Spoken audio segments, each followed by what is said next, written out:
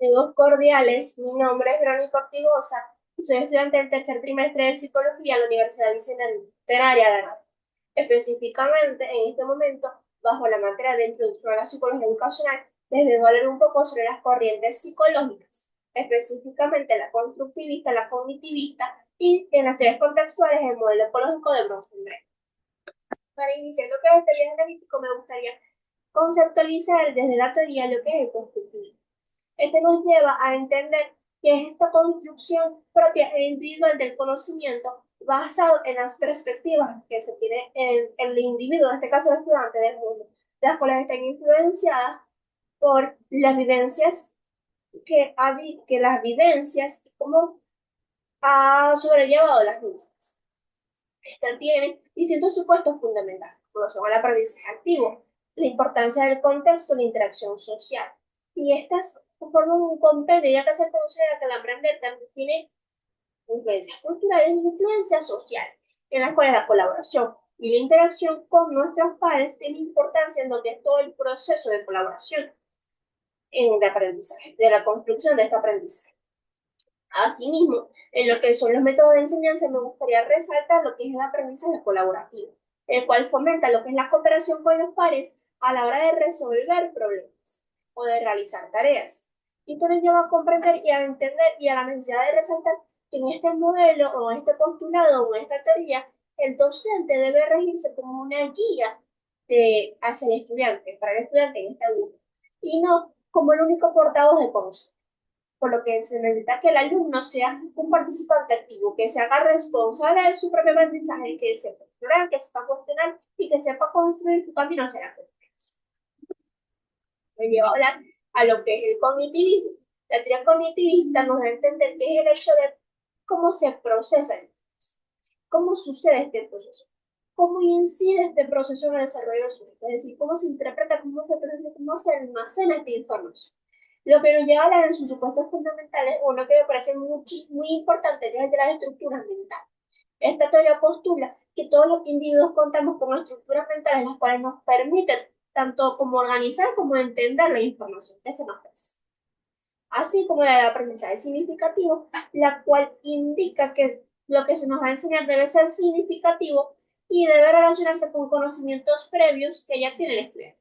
Por ejemplo, se puede referir a cuando hablamos de clases de matemáticas y nos vamos al área de ecuaciones, lo que se le enseña al estudiante evoca conocimientos previos, porque el estudiante ya debe, para llegar a ese nivel, debe saber sumar, debe saber restar, debe saber multiplicar, y al poder presentar lo que es una ecuación, lo que es una fracción, debe evocar esos conocimientos previos que ya tiene sobre las matemáticas. De igual manera, este proceso presenta métodos de enseñanza. Me gustaría resaltar el del modelado y el andamiaje, el cual me parece muy interesante, la que este se basa en el que el docente guía al alumno mediante ejemplos hasta que pueda ser capaz de realizar tareas de forma independiente. Estos ejemplos se realizan de forma repetitiva a lo largo de un periodo de tiempo. Por ejemplo, saliéndonos un poco de lo que es las aulas de clase, en el desarrollo del niño, cuando está empezando, por ejemplo, a servirse un vaso de agua, durante un periodo de tiempo, mientras este aprendizaje se consolida, se le enseña diariamente o cada ciertos días cómo servirlo. Él ve a un representante o su cuidador hacerlo e intenta imitarlo hasta que este aprendizaje se consolida a través de lo que es la repetición y a través de lo que es el modelado y la imitación. Esto me lleva a querer dar énfasis en que esta teoría, el docente debe servir como un facilitador, el cual a través de la orientación logrará guiar a los estudiantes en este camino de construcción del conocimiento. Es entonces que el estudiante debe ser responsable de su camino de aprendizaje a través de lo que es la exploración y la autorreflexión. Lo que nos lleva a hablar de las teorías contextuales para poder acabar todo lo que está encimado teórico que debemos comprender para poder seguir este recorrido. Las teorías contextuales me gustaría comentarles que son todas aquellas que se centran en la interacción entre el individuo y su entorno. Para este análisis escogí lo que es el modelo ecológico de Bronfenbrenner. Esta se trata de que el niño no se desarrolla en un vacío, sino que se desarrolla una red compleja de sistemas interconectados, las cuales cada una de ellas Estos distintos sistemas, que son fundamentales, inciden en lo que es el desarrollo del niño. Me gustaría presentarles en los puntos fundamentales el, el modelo ecológico de Bronfenbrenner. Esta gráfica la fue realizada por mi persona. El primer sistema que se nos presenta es el microsistema, que son todos los entornos inmediatos en el que se presenta el individuo, la familia, los maestros, los compañeros de clase, los amigos, entre otros. Asimismo, el exosistema, perdón, asimismo el mesosistema es el que se basa en las interacciones entre los microsistemas, como la relación entre familia y maestro, o familia y escuela. Esto sí nos lleva a hablar ahora al exosistema, el cual se basa en el cual se entiende como aquellos que inciden indirectamente en el desarrollo del niño, como son los medios de comunicación o que pueden ser las políticas educativas. Lo que nos lleva a hablar ahora sobre el macrosistema, que es uno que engloba todo este sistema, ya que vendría siendo factores que influyen en todos los demás sistemas. Esto influye en el subsistema, en el mesosistema y en el microsistema y hasta en el cronosistema, que ya se lo voy a explicar. Estos pueden ser principalmente lo que son las leyes y las normas sociales hasta los gobiernos. El cronosistema, este se refiere a los cambios a lo largo del tiempo que influyen en el desarrollo del sujeto, la historia, cambios generacionales, la pubertad y la vejez, entre otros. Asimismo, esta teoría también tiene distintos métodos de enseñanza, los cuales pueden ser principalmente, me gustaría hablar del aprendizaje contextualizado, el cual indica que es cómo se relacionan los contenidos programáticos con las experiencias y el entorno del estudiante. Asimismo, los proyectos comunitarios que buscan fomentar el proceso de investigación, el proceso de aprendizaje a través de la participación activa en la comunidad. En el desenlace de estas distintas estrategias, en esta teoría se presenta que el docente debería actuar como un mediador que facilita conexiones entre los distintos sistemas que influyen en el alumno. Por su parte, el estudiante es un agente activo en su propio aprendizaje, pero se debe comprender que este es afectado por las interacciones que vive en los diversos contextos: familia, escuela, comunidad, los medios de comunicación, la cultura en la que se está formando consecutivamente. Esto nos lleva a hablar sobre las similitudes que existen entre estas teorías o estos postulados que les hablé anteriormente. La primera similitud que me gustaría resaltar es la del proceso activo del aprendizaje. Tanto el constructivismo como el cognitivismo consideran que el aprendizaje es un proceso activo, como les mencioné anteriormente. A pesar de que el constructivismo enfatiza al aprendizaje como en la construcción del conocimiento a través de las experiencias, el cognitivismo se enfoca en cómo se procesa la información. Estas dos teorías llegan a la similitud a través de este concepto. Asimismo, la idea de la similitud de la influencia de conocimientos previos. Los tres modelos reconocen que las experiencias y los conocimientos previos influyen en el aprendizaje. Primeramente, el constructivismo se basa en esto para construir nuevos conocimientos.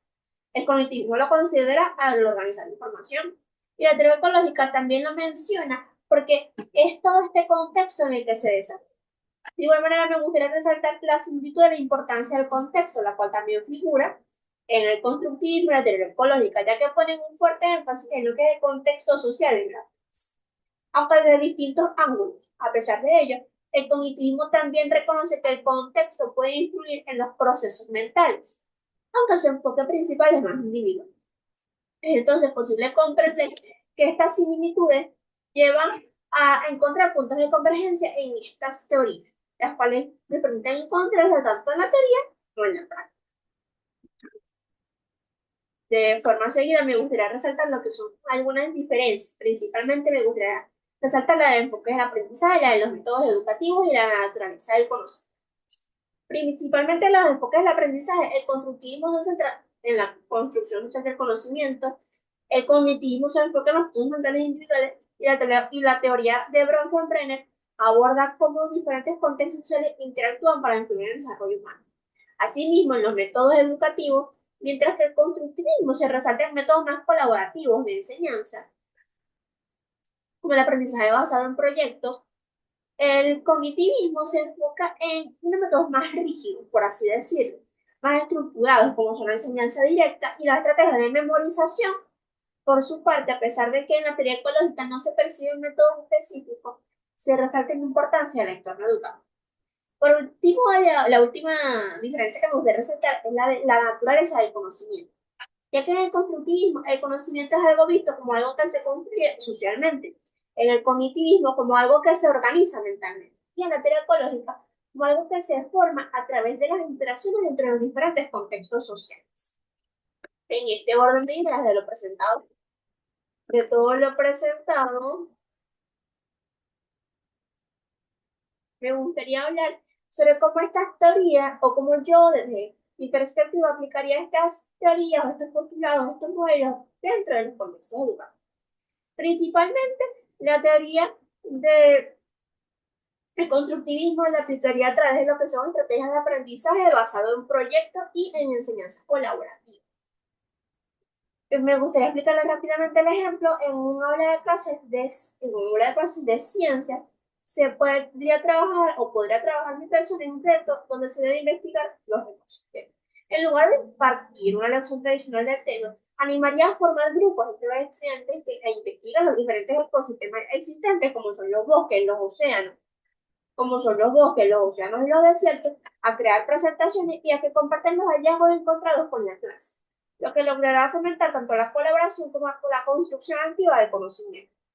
Por su parte, el modelo cognitivista lo puedo trabajar a través de estrategias centradas en lo que es la organización y la retención de información. En una clase de matemáticas, podría utilizar gráficos y organizadores visuales para ayudar a los estudiantes a entender conceptos complejos como son las fracciones, mostrando cómo estos se pueden representar visualmente con círculos o barras divididas. Además, también podría implementar técnicas de repetición espaciada, como les hablé anteriormente con el ejemplo del vaso de agua, para ayudar a los estudiantes a recordar fórmulas matemáticas a lo largo del tiempo. Por otro lado, desde el modelo ecológico de Bronfenbrenner, a pesar de que no hay una aplicación específica, yo les presento o yo les comparto mi idea de la creación de entornos educativos considerando múltiples contextos. Es posible trabajar en una escuela que implementa el modelo ecológico con programas que involucren a las familias en el proceso de aprendizaje de los estudiantes. ¿A través de qué o cómo? En la organización de talleres, donde los padres aprendan o los representantes las herramientas educativas que están viendo sus representados o sus hijos en el aula de clase y cómo estos pueden apoyarlos desde casa. Asimismo, estableciendo conexiones con la comunidad local para que los estudiantes puedan participar en actividades que refuercen lo aprendido en clases, como por ejemplo, visitas a los museos.